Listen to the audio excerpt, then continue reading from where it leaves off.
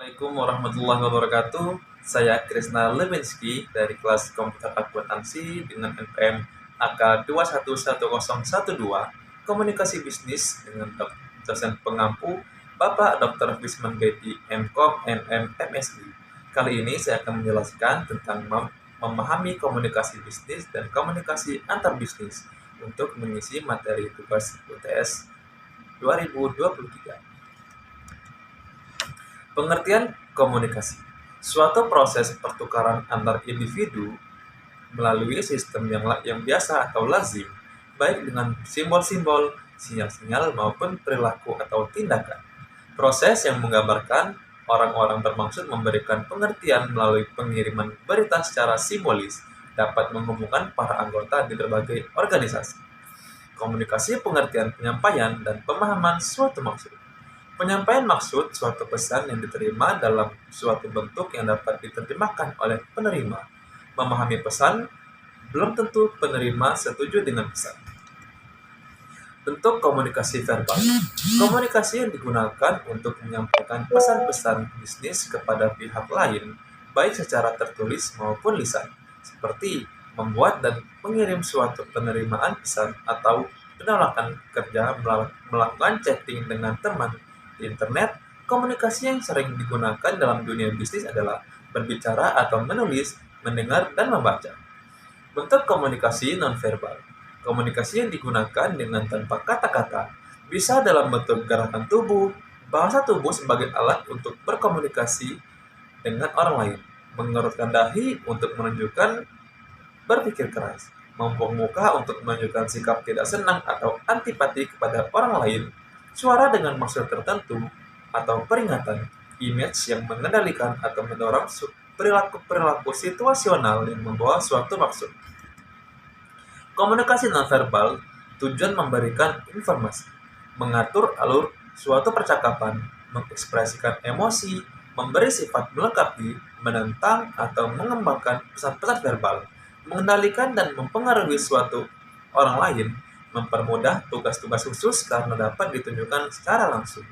Komunikasi elemen komunikasi, sender, write, speaker, encoder atau pengirim, penulis, pembicara, pembuat pesan, message atau pesan, medium letter, memo, report, speech, chart atau media surat, memo, laporan, materi pembicaraan, dan peta, receiver, reader, listener, perceiver, decoder atau penerima, pembicara, pendengar, dan pengamat. Komponen komunikasi, subjek yang mengirim pesan atau informasi atau berita komunikan, subjek yang menerima atau dituju berita yang dikirim pesan atau message, respon atau tanggapan, media atau tool, alat yang digunakan untuk menyampaikan pesan. Proses komunikasi, unsur-unsur yang terlibat dalam menyampaikan maksud dari satu orang ke orang lain. Pengirim mempunyai ide atau gagasan, pengirim mengubah ide menjadi suatu pesan, pengirim menyampaikan pesan, penerima menerima pesan, penerima menafsirkan pesan, penerima memberikan tanggapan, dan mengirim umpan balik kepada pengirim. Kesalahan dalam komunikasi.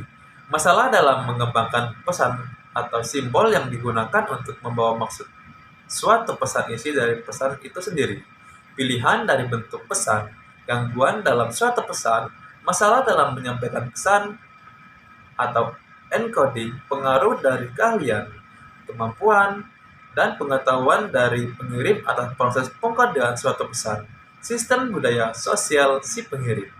Kesalahan dalam komunikasi yang kedua adalah masalah dalam menerima pesan atau decoding, pengaruh dari keahlian, kemampuan, dan pengetahuan dari pengirim atas proses pengkodean suatu pesan, sistem budaya sosial si pengirim, masalah dalam menafsirkan pesan, distori saluran komunikasi mempengaruhi tingkat pengembalian pesan dari penerima ke pengirim.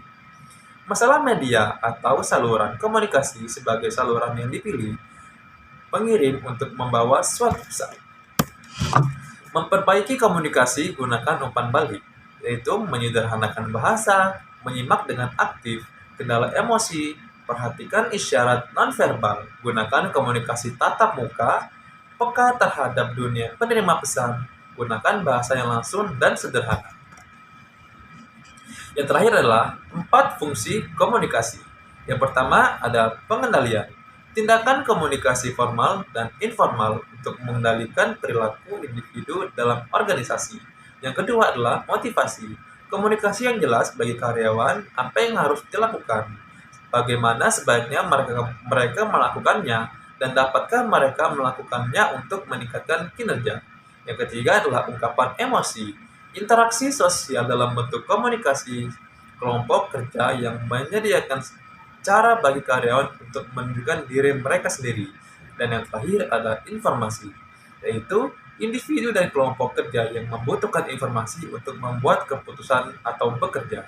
Baik, itu saja materi dari saya. Mudah-mudahan dapat diterima dan diserap dengan baik. Saya akhiri. Wassalamualaikum warahmatullahi wabarakatuh.